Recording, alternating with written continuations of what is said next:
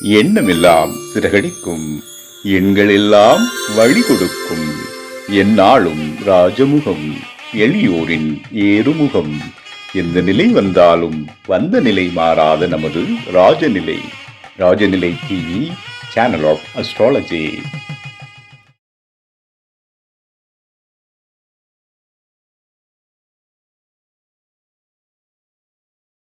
குரு பிரம்மா, குரு விஷ்ணு, குரு தேவோ மகேஸ்வரக, குரு சாட்சாத் பரபிரம்மம் தஸ்மை ஸ்ரீ குருவே வா ஆழ்க, குருவே துணை. அன்பிற்கினிய ராஜநிலை டிவி உறவுகளுக்கும் நேயர் பெருமக்களுக்கும் என் குருமார்களுக்கும் என் குருவிற்கும் அன்பான இனிய நற்காலை வணக்கம்.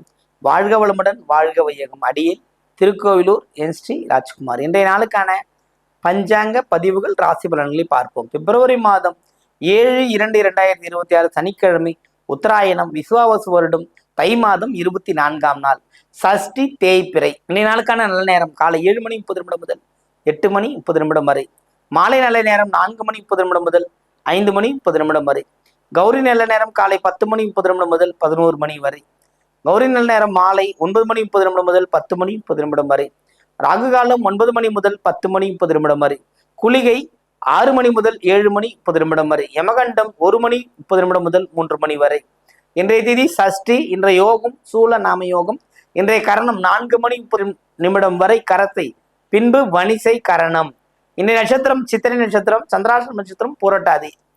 இன்றைய நாளுக்கான கிரக நிலவரங்கள்: மிதுனத்தில் குரு, சிம்மத்தில் கேது, மகரத்தில் செவ்வாய் சூரியன், கும்பத்தில் ராகு புதன் சுக்கிரன், மீனத்தில் சனி. இந்த நாளில் என்ன செய்யலாம்? நம்ம வழக்கமா சொல்லிக்கிட்டு இருக்க விஷயம் தாங்க இது. நாம் சொல்ல வேண்டியது சொல்லணும், கடமை. நீங்க அதை பயன்படுத்தினீங்கன்னா ஜெயிச்சிருக்கீங்க. சஷ்டி தேய்பிறை சனிக்கிழமை. கடனை தீர்க்கிறது இதோட ஒரு அற்புதமான ஒரு நேரமே கிடையாது. நல்லா புரிஞ்சுக்கிங்க, அதுதான் ரொம்ப முக்கியமான விஷயம். சனிக்கிழமையில செவ்வாய் ஓரையில ஒரு கடனை அடைச்சிங்கன்னா கடன் வாங்குகின்ற சூழ்நிலை வராது. இதுவும் ஒரு அனுபவபூர்வமான விஷயம். சனிக்கிழமையில செவ்வாய் ஓரை, புரியுதுங்களா? அதே மாதிரி சனிக்கிழமையில புதிய பொருள் சேர்க்கை. புதுசா ஒன்று வாங்க போறேங்க, வாங்கி சேருங்க, வந்துகிட்டே இருக்கும்.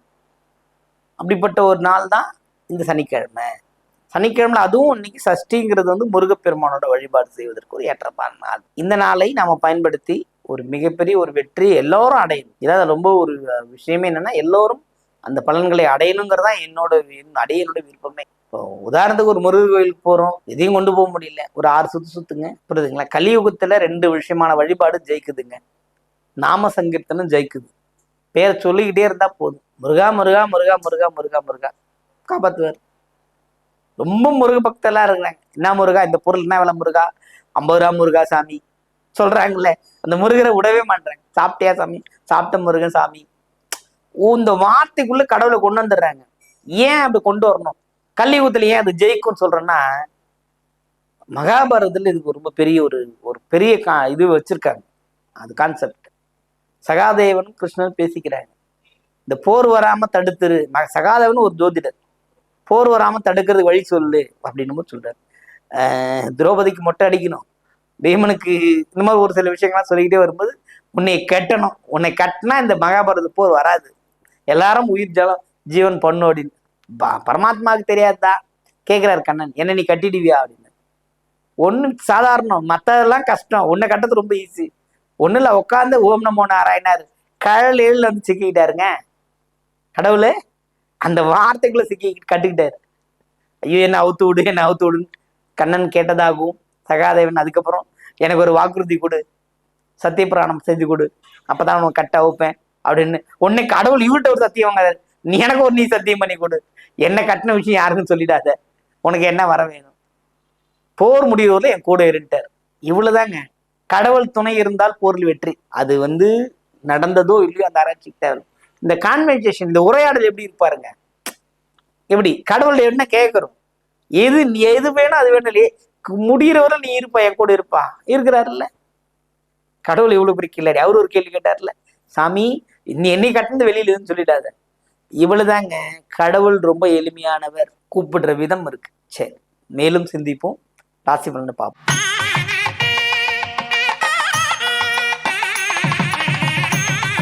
மேன்மை பொருந்திய மேஷராசி என்பர்களே, இன்றைய நாள் உங்களுக்கு ஒரு சிறப்பான நாள். இருந்த போதிலும், ஏன் அந்த இருந்த போதிலும் எப்போதும் சொல்றேன்னா, தடைகளை வந்து நேரடியா சொல்ல முடியாது. ஆனா இருந்தாலும் உங்களை எச்சரிக்கை பண்ணக்கூடிய அளவுக்கு எனக்கு ஒரு விஷயத்தை இறைவன் எங்களுக்கு கொடுத்திருக்காரு. அதுக்காக சொல்றோம். புரியுதுங்களா? தலைக்கவசம் இல்லாமல் மேஷராசி என்பவர்கள் இன்று பயணம் செய்வதை அடியோடு நிறுத்தி விடுங்கள். குடும்பத்தில் குழந்தைகள் மேல் சற்று கவனம் செலுத்துங்கள். புரியுதுங்களா? அதே மாதிரி சகோதர உறவுகளிலும் சரி, தாய் தந்தையர் வகையிலும் சரி, கவனமாக இருப்பது இந்த நாள் உங்களுக்கு ஒரு சிறப்பான ஒரு விஷயத்தை தரும் நாள். பாசத்திற்கு பலியாகக்கூடிய நாளாக இருக்கிறது. கவனமுடன் இருங்கள்.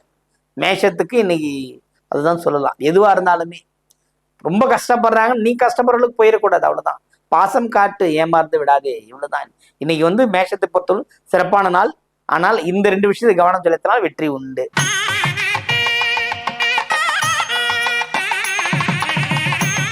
ரிஷபராசி அன்பர்களே, இந்த நாள் வந்து சிறப்பான நாள். ரொம்ப மகிழ்ச்சி, கொண்டாட்டம் எல்லாமே இருக்கு. ஒரு அதிகமான ஒரு வெற்றி கிடக்கூடிய ஒரு அமைப்பு இந்த நாள் இருக்கிற. அதாவது எப்போதுமே மனதை சாந்த போக்குடன் மகிழ்ச்சியாக வச்சிருந்தாவே போதும். அதாவது சுக்கிரன் வந்து பாத்தீங்கன்னா உங்களுக்கு நேரடியா இப்போ இந்த நேரத்துக்கு வந்து பாத்தீங்கன்னா 10லயே இருக்கிறார். உங்கள் தொழிலுக்குள்ள கொண்டு போய் விட்டுருவார். அதுவும் நீங்க உங்க ராசி அதிபதியும் சேர்ந்து 10ல் இருக்கிறது வந்து கண்டிப்பாக ஒரு நிரந்தர தொழிலுக்கு, ஒரு அரசாங்க பணிக்கு முயற்சி பண்ணிட்டு இருக்கேன், ஒரு ரெக்கமெண்டேஷன் எதிர்பார்க்கிறேன், அல்லது ஒரு தேர்வுல அந்த மார்க்காக எதிர்பார்க்கணும் போது அது உங்களை வந்து சேரும். அந்த அளவுக்கு ஒரு பிரம்மாண்டமான ஒரு நாள் இந்த நாள். வாழ்த்துக்கள்.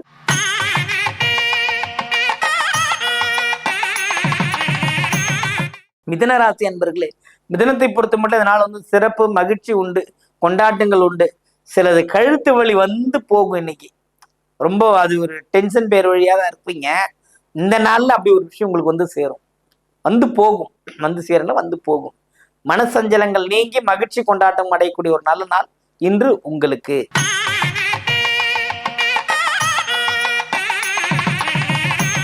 கடகராசி அன்பர்களே, இந்த கண்ணியமிக்க நீங்க வந்து எப்போதுமே ஒரு நல்ல ஒரு வளர்ச்சி வேண்டும், நன்மை வேண்டும், நம்மை சுற்றி இருக்கும் அத்தனை ஜீவனும் நன்மையாக இருக்க வேண்டும், நல்லா இருக்கணும்ன்றது ஒரு முக்கிய குறிக்கோளோடு இருக்கிறதுல வந்து கடகத்தை அடிச்சுக்கிறதுக்கு முடியாது. அந்த அளவுக்கு ஒரு பிரைட்டான ஒரு ராசியில் அது ஒரு ராசி.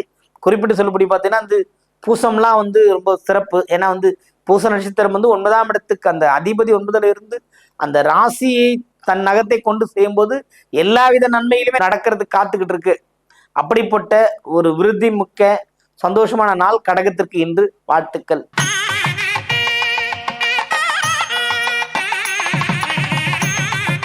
சிம்ம ராசி அன்பர்களே, சிம்மத்தை பொறுத்த மட்டும் இதனால வந்து ரொம்ப மகிழ்ச்சி, வெற்றி கொண்டாட்டங்கள் உண்டு. இருந்தாலும் பணி செய்யற இடத்துல கவனமா இருங்க. வார்த்தைகள்ல விளையாட்டை கவனமா பண்ணுங்க. பயணத்துல சரிவர கவனம் செலுத்தினால் இந்த நாள் ஒரு வெற்றிகரமான நாள். வாழ்த்துக்கள்.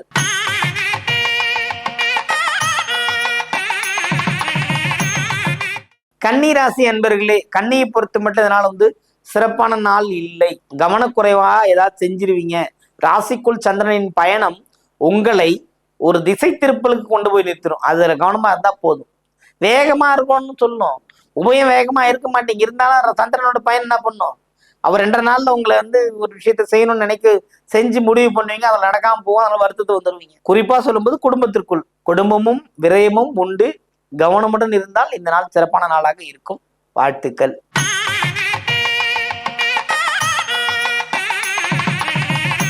துலாம் ராசி அன்பர்களே, துலாமை பொறுத்த மட்டும் இதனால் சிறப்பான நாள், மகிழ்ச்சிகள் உண்டு, கொண்டாட்டங்கள் உண்டு. உழைப்பை மட்டுமே நம்பிக்கொண்டிருக்கிற அமைப்பு துலாமுக்கு. நாம நல்லா இருப்போம், நம்மளை சுத்தி எல்லாம் நல்லா இருக்கணும், நமக்கு எல்லா விதத்திலையும் பலன் கிடைக்கணும்னு நினைக்கக்கூடியவங்க வந்து துலாம் தான். ஒரு சுயநலவாதின்னு கூட சொல்லலாம். அவங்களுக்கு மீறி தான் எல்லாமே வெளி விஷயம் எதுவாக இருந்தாலும் அவங்களுக்கு மீறி தான் எது வந்தாலும் பார்ப்பாங்க. அந்த அளவுக்கு ஒரு கெட்டிக்கார ராசியில துலாமும் உண்டு. இந்த நாள் உங்களுக்கு உழைப்புக்கேற்ற பலன் கிடைக்கும். வாழ்த்துக்கள்.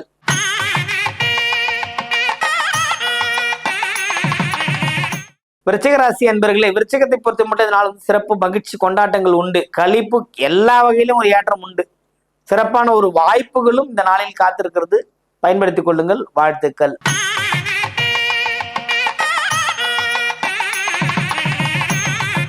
தனுசு ராசி அன்பர்களே, தனுசில் தேவையற்ற சிக்கல்கள் மாட்டி விரையப்படக்கூடிய அமைப்புகள் இருக்குது. ஒன்று குழந்தைகளால், மற்றொன்று செய்கின்ற தொழிலால். கவனமா இருக்கிறது. தனுசுவை பொறுத்த மட்டும் ஒரு சிறப்புகள் உண்டு. சிக்கல்கள் நீங்க வேண்டுமா, முருகரை வழிபட்டு பாருங்கள். கண்டிப்பாக சிக்கல்கள் தீரும். வாழ்க்கையில் வெற்றி பாதைக்கு இட்டு செல்லும். வாழ்த்துக்கள்.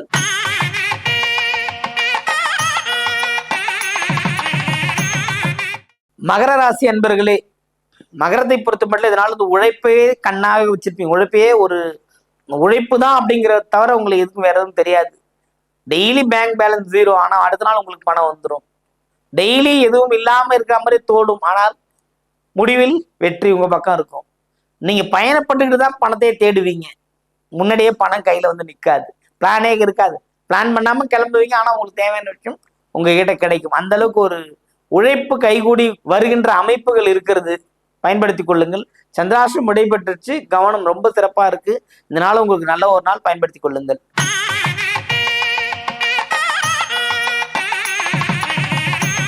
கும்பராசி அன்பர்களே, கும்பத்தை பொறுத்த மட்டும் இதனால சிறப்பான நாள். மகிழ்ச்சிகள் உண்டு, கொண்டாட்டங்கள் உண்டு, லாபங்கள் உண்டு. அதே நேரத்தில் சந்தாசமும் உண்டு. சந்திரனோட அஷ்டத்தின் பயணம் அப்படிங்கிறது வந்து ஒருவித உஷ்ணத்தை ஏற்படுத்தி உங்களுக்கு தேவையில்லாத சச்சரவுகளை பண்ணி கொடுக்குற அமைப்பு தான் இருக்குது.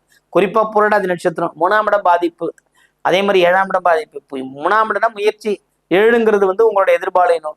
கவனமா இருக்கணும். பேச்சுவார்த்தையில எப்போதும் கவனமுடன் இருந்து எல்லா வகையிலையும் நீங்க பார்த்துக்கணும். அதை புரியுதுங்களா? அவ்வளவு கவனம் இருந்தால் லாபம் மிக அளப்பரிய கிடைக்கும். நீங்கள் கல்வியில் சிறப்பீர்கள், உங்கள் பணியில் சிறப்பீர்கள். இன்னொருத்தருக்கு ரெக்கமெண்டேஷன் போட்டு அவங்கள வாழ வைக்கக்கூடிய அமைப்பெல்லாம் உங்களுக்கு இருக்கிறது. வாழ்த்துக்கள். வாழ்க வளமுடன்.